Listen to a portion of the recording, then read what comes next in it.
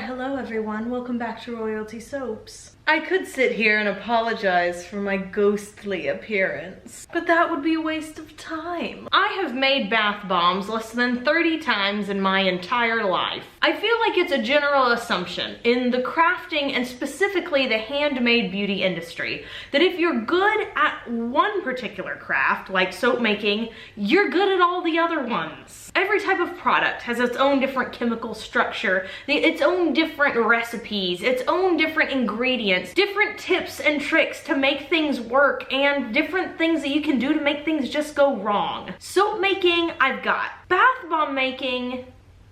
So in today's video, we are going to be using the Bath Bomb Press. Big thank you to the Bath Bomb Press for sending me this so that my bath bomb dreams are even feasible. And I'm gonna be using their secret recipe that they send to every customer who purchases the Bath Bomb Press. And we're gonna see how it turns out. Granted, I have made batches with this press before because I didn't want to get on camera and not even know how to turn the thing on, okay? I have some excellent colorants from fizzfairy.ca. We're going to be using those as well. And I'm going to let my mom pick out the fragrance oil, who, by the way, has no experience making bath bombs. I have a little, she has none. I hope this is going to be a very different sort of video on Royalty Soaps. I wanted to change it up. I wanted to test myself, see what I could do in a different medium. Real quick, just before we get started, let me say, I have never had a good experience hand pressing my bath bomb. What I think I found is that I'm not able to squeeze the molds hard enough for the mixture to bind together really good and stick. I've also found that humidity is a huge deal. If you have high humidity, you're not gonna get good bath bombs. They're gonna start fizzing, they're gonna crack, they're gonna fall apart. From everything I can tell, if you're gonna make bath bombs, your humidity needs to be 40% or lower. I actually have a dehumidifier going on in the studio at all the time. It pulls the moisture out of the air, keeps humidity low, helps the soaps cure faster, and is also really gonna assist in my bath bomb staying together. So no matter what kind of bath bombs you're making, whether it's with a press or whether you're hand pressing them yourself or putting them in a mold, make sure your humidity is low. So let's get on into the press components. Besides the actual press itself, you're gonna need one of these bad boys. The Bath Bomb Press specifies which type you need. This is an air compressor. You have to get the Porter cable type. You have to get the 6-gallon type. And the air compressor by itself isn't enough. Whenever you purchase this, I got mine on Amazon, there is an additional add-on kit. You have to get that as well, otherwise you won't get the little cables that go on it. Here's my little extension that I had to purchase. So to plug this in, you're gonna pull back this little lever and shove hard and push it back. And that's it. That's all there is to it. You've got it in on this side. Here's the end that's connected to the bath bomb press, and here's the other side of the cable we just put in. So we'll do the same on this side. You pull this back, shove this in, and push this down, and you're all connected and ready to go. And here is the bath bomb press itself. It looks a lot more complicated and intimidating than it actually is. All it really is a safety valve that you have to push down when you push the bath bomb press lever down. This makes the little presser go whack. If you're not pushing this at the same time that you're pushing this, nothing's happening. Also, please check out this person's hands. Yeah. But seriously, of course, when you're using this, you do have to keep your fingers clear. There is a ton of pressure that is coming out of this thing, hence why your bath bombs are packed so tightly. So yes, be careful. The final step in setting up the press, after you connect your air compressor to the press, is to add one of the molds. So this is the large round bath bomb mold, also from the Bath Bomb Press. So the first thing we'll do is we'll stick in the bottom portion right here. There's already a little circle pre-cut for you that fits all of their little molds. So you stick that in, and then there's a little screwy area where you just twist this on, lefty-loosey, righty-tighty. And we have this set off to the side because when it's time to fill the first bath bomb, we'll pull this out, put this on top, and this is the area that we're gonna fill up. The next step is to obviously make the bath bomb mixture. So in here, I have some baking soda in my KitchenAid. You don't have to use a KitchenAid. I'm pretty sure you could just use your hands, but a KitchenAid is really handy. If you do decide to use a KitchenAid, make sure that that thing is for crafting purposes only. Don't be a risk taker. Don't be a rebel. Don't be a hero. Just use it for your bath bomb mixtures. Be safe. So I'm gonna push this in. Got my little paddle on it. We're gonna lock it up, and then we're gonna turn it to stir. And then in this container, I have a secret sauce blend of liquids. Meemaw, we're gonna try to make mermaid treasure bath bombs. I love mermaid treasure bath bombs. Yes. One of my favorite flavors. It's so good. So baking soda is on low. I haven't added any citric acid yet because once we add the liquids, the citric acid may start to bubble, and you have less of a chance of that happening. I know if you just put it straight into the baking soda, kind of let it absorb the wetness a little bit, and then add the citric. So let's just pour that in. It has our colorant in as well from Fizz Fairy. We're using her teal today. I guess that would be another reason to only use your KitchenAid for crafts, because it looks like it colored your paddle. It did. It stained it a little bit. And then the next time when you're baking goods and people come into your house and you're like, oh, excuse the pink pie. Never mind the pink muffins. Enjoy your red 40. So we've got our colorant all throughout and our liquids all mixed in. So let's add the citric acid. Now, I have found in my limited testing experience that's the experimental part, right? That's right. That it does better if I mix in the citric acid by hand. So I'm gonna pull this out. We're gonna move the KitchenAid away. Here, let me get that for you. Oh, thank you. Even though I'm the strongest one in my family. Right, you are. I'm gonna add in my citric acid now. I've got a few little bits that I need to break up with my hands, and we're gonna stir it up by squeezing it. One of the hardest things I think about bath bombs, besides trying to keep your, yes, the more the merrier.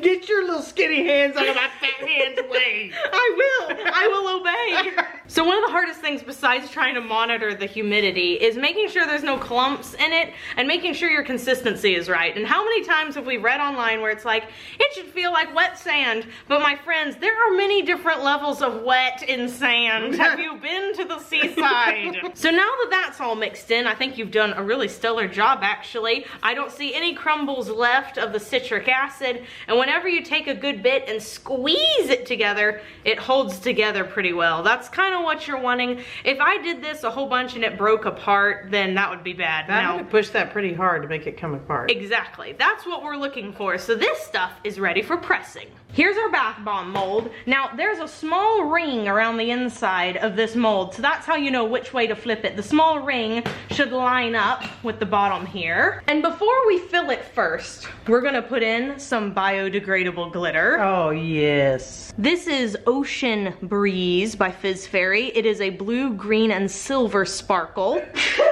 Perfect. I tried to hold it. I'm gonna take 1/16 of a teaspoon and I'm gonna place that on the bottom of the mold, like so. And then we're gonna fill this to the tippity top and we're gonna pat it in just a teensy bit. So like once I filled it up, you wanna mound it in just a little. You can see I'm pushing it ever so slightly. There is a learning curve when it comes to doing this because you're not always gonna get it right the first time. Okay, so that's nice. It's a little roundy on the top, no big deal. We're gonna slide him under here. Hands free, thank you. So I'm gonna push the safety and I'm gonna push down. Back and down. It's a little noisy. And then you move it out, you can see there's a nice, perfect bath bomb in there. I'm gonna twist the little container. Ta-da! So you can see the bath bomb perfectly smooth. You can push it a little bit without it making much of a dent on the side. The glitter has stuck really, really well. So I'm gonna take mine, I'm gonna set it flat on some surface, some drying rack. It is gonna make an indentation on the bottom. So let's do that again. Would you like to put some glitter in, please? Of course I would. Thank you very much. We'll shake that around in there. Do you think it's better to leave it here or like put it over the pot? Oh, you could do either way. I'm sure it's a lot cleaner to put it over the pot. I'm gonna put it in, and of course, as you go along, you're mixture is gonna start drying out. That's something else I found. So you gotta monitor that too. What do you do if it starts drying out? You spray it with a little bit of witch hazel or rubbing alcohol, whichever one your recipe calls for. But not water. Not water. So we'll put this back under. We'll press the safety, hands are clear, and push up. Back and up. Sometimes it's a little jumpy and goes for a ride. Got the next one here, just gonna twist. Boop, boop, boop. As soon as I twist, it releases really easily. Ta-da! Another perfect bath bomb. And of course I say it's perfect and all, but it's not truly perfect until you come back 24 to 48 hours later. Take a look at how the bath bomb has hardened, if it's cracked, if it smells nice, and then of course test it in your water. But for right now it looks pretty perfect. Safety on, hands clear, push up. Gonna twist it, it'll release right in my hand. Boop, boop. Now, if you had told me 2 years ago that bath bomb making could be such a simple process, not necessarily easy, just simple to follow, a very, very user-friendly layout, I probably would have laughed at you because such a thing didn't exist as far as I was concerned. Hand pressing was the only way to do it. I stunk at it. I could never get a perfect bath bomb, and yet every single batch I've made with this press has turned out right. Even in higher humidity, they haven't cracked. They've just gotten a little warty. Warty? Yeah. Like a frog? Yeah, they get kind of warty and weird. Okay, so this is bath bomb number 4, and I haven't wet the mixture again. This is the only problem I run into is my mixture starts getting a little too dry. So I'm gonna spritz mine now with my liquid of choice. We're gonna fluff it up again, get it a little more wet. It's damp again now, so let's try it now that we've added a little bit of our liquid. Okay, here's the one that I've wet now. Twist the top a little, and here you go. It's all stuck together again. It looks like fish scales. Now, as I go along and continue to use my bath bomb press, which does need a name, feel free to leave suggestions down below. Priscilla. Priscilla. Priscilla. We will have more fun recipes and tutorials, and I will make stuff and I will be creative. But today's video was essentially me testing it out, trying to get a feel for it, introducing you guys to the machine. So with the recipe the bath bomb press gives you, you can make roughly 6 bath bombs. The rest of this, if you're using their large pressing mold anyway, their large circle pressing mold, the rest of this isn't gonna make a complete bath bomb. So you got a couple of options. You could switch to a smaller bath bomb mold. I'm sure that's what most people do. Or you can take like a plastic mold of some sort, be it for chocolate or maybe a wax tart, and you can press it into there and just make little mini fizzies. You could also let it dry out and kind of like make it, I don't know, like bath sand or something. You could market it that way, I guess. The bath bombs have been sitting for 48 hours and I've brought 2 of them inside. So if you look real close at the ones we made on camera, these have little warty bits on it. I think that's my fault. I'm pretty sure I sprayed them a little too much. Let's just remember,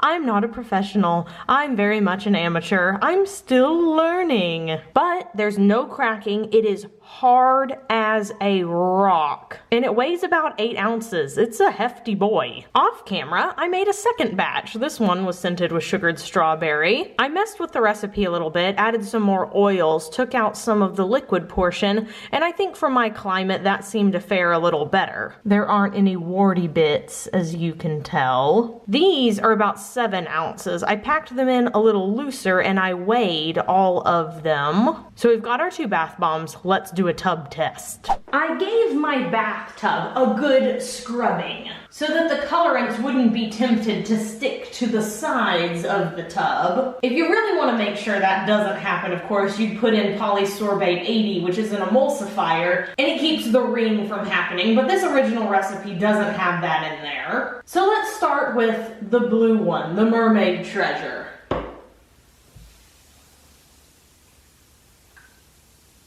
I haven't filled filled up the water very much, but I can tell you guys, all of the bath bombs I've made thus far have sunk right to the bottom. They're really, really heavy, but they also tend to fizz forever because they're so dense. One day I may try to experiment with getting some floating bath bombs, maybe some spinning bath bombs, but I'm quite satisfied with this as it is right now. The color's looking pretty marvelous, and thus far we haven't had anything sticking up to the sides. This bath bomb lasts forever. I've been sitting in here watching this for about 4 minutes already. 6.5 minutes in, and it's still fizzing. That color is looking mighty fantastic though, if I do say so myself. Good job to the Fizz Fairy. 7 minutes and that little sucker is still puttering. What the crap? That is the longest lasting bath bomb I personally have ever tried. Alright, let's drain the swamp and test out the pink one. Lily joins me now for this second experiment. That's whose little hand you can see right here. So let's test out the sugared strawberry bath bomb. I've added a little more water. Is this floating? No, it's not. It's on the bottom. Just kidding. It's fizzing a good deal though, and it smells really, really amazing. Yeah, do you like that? Is that super fun? Yeah. I'm glad you like it. The particular color I used was approved for use in bath products, but clearly it needed some polysorbate 80 because it's just sitting on the top instead of binding with the water. It looks like this particular bath bomb is gonna last about 3.5 minutes. It wasn't packed as tightly, and it also wasn't as wet whenever I pressed it. Final thoughts and conclusion. So far, I've really liked my experience with the bath bomb press. And considering the fact that I have like so little experience with bath bombs anyway, and I was able to make like relatively perfect bath bombs in the first couple of tries, I think those results kind of speak for themselves. Who do I think this bath bomb press is for? Anytime you purchase an industrial piece of equipment, it means essentially long-term investment. Industrial equipment is for people who are scaling up. They already have an established market. They already know their craft really, really well. And they're looking to streamline the process so they can make more goods. Which is why the bath bomb press probably isn't for folks who just want to try their hand at making bath bombs. This is for people who already know what they're doing. Those are gonna also be the only people who can justify the price point. In the new year, I'm really looking forward to testing this out some more, kind of putting my feelers into more things that can be pressed, because the press doesn't just do bath bombs, it does shampoo bars and bubble bars and shower steamers. So if you liked this type of video where I'm testing things out and giving you guys my honest opinion about an industry standard machine, please be sure to give this video a big thumbs up. Let me know down in the comments below other things you would like to see me test here at Royalty Soaps. Another big thank you to the Bath Bomb Press for sending this my way. I can't wait to use it in some upcoming projects that I have been working on for over 8 months. And I will see you guys on Saturday for the next video. Bye for now. Ew.